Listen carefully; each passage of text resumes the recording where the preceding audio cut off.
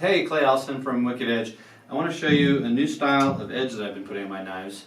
And the knife I'm going to show it to you on is the ZT0770. This has been my everyday carry knife lately, and I love this thing for a couple different reasons.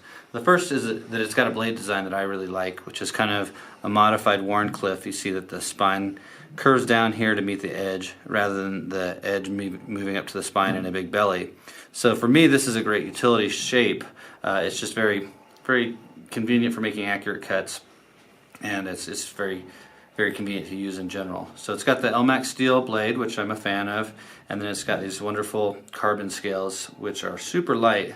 So another great thing about this knife is that, you know, its profile is very slender, and it fits. You know, if you're going to wear it in your jeans, it's great. But even if you have a pair of slacks on, it's a slim profile and it doesn't weigh too much and weigh down your pocket. So you can dress up with it, or you can, you know, use it as an everyday carry for any type of work, really.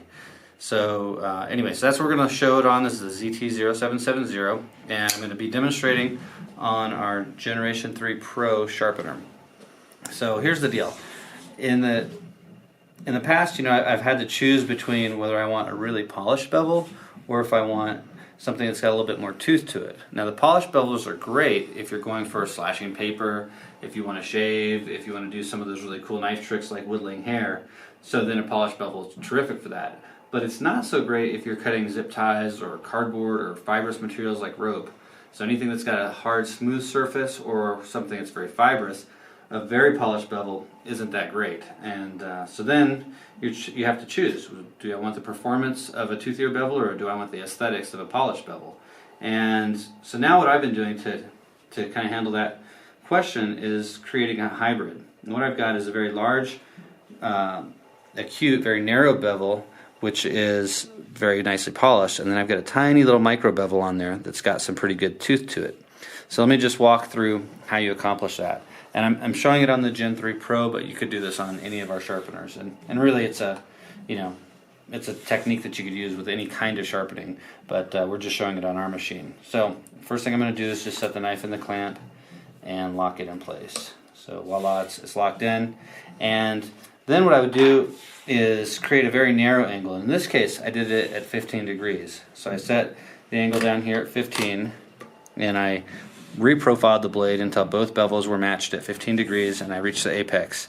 And I did that going through the 100 through 1000 grit diamond stones. I used the ceramics and one set of strops to give it a decent polish. Now this isn't a crazy mirror polish, but it's a nice, aesthetically pleasing polish. And so that's a very acute bevel for a pocket knife, and it's not going to be so durable. And that's all right, because now what I want to do is add the micro bevel. So I just switched this over to 20 degrees. And lately what I've been doing on my micro bevels is a 200 grit, which I know sounds extremely coarse, but it's been working out great for me. So knife's in place, the angle is now set at 20 degrees, and I'm just going to make 2 to 3 passes with very light strokes per side. That's all I need to create this micro bevel.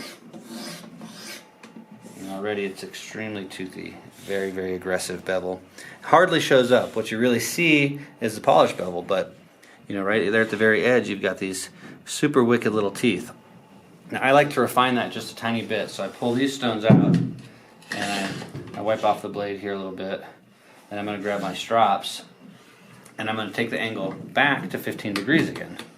So quick back to 15 degrees, and then really just maybe 2 light strokes per side with these strops. And that'll clean it up just the tiniest bit, and it's going to be super sharp. So now I've got an edge on here which looks really nice, and it's extremely aggressive. I mean, it's going to be very effective at cutting through rope, fibrous materials, zip ties, all that kind of stuff. Tomatoes even. It's got a hard skin and a soft interior, and it's gonna shave very easily, no problem shaving, and it's going to pass, you know, the Murray Carter 3-finger test really well. And if you're not familiar with that test, it's a pretty neat one. The way it works is this. You grab your knife in your dominant hand, you place the thumb of your other hand on the spine, and 3 fingers lightly, very lightly on the blade. And then you just move them a tiny bit. Now, the nerves in your fingers are very tuned to your brain and vice versa. So if you're in any danger, you'll know it immediately. and you'll either want to pull back or stop moving. If you're not in danger, you'll know that too, and you'll know that the knife isn't really all that sharp. So, ingenious test that Murray Carter developed, and I use it a lot now, and it's just one more thing you can throw in your arsenal. So if you want a great hybrid blade profile with a nice polished bevel and a toothy micro bevel, this is a great way to go. And again, this is the ZT0770, and I'm Clay from Wicked Edge, and we look forward to showing you some more videos soon.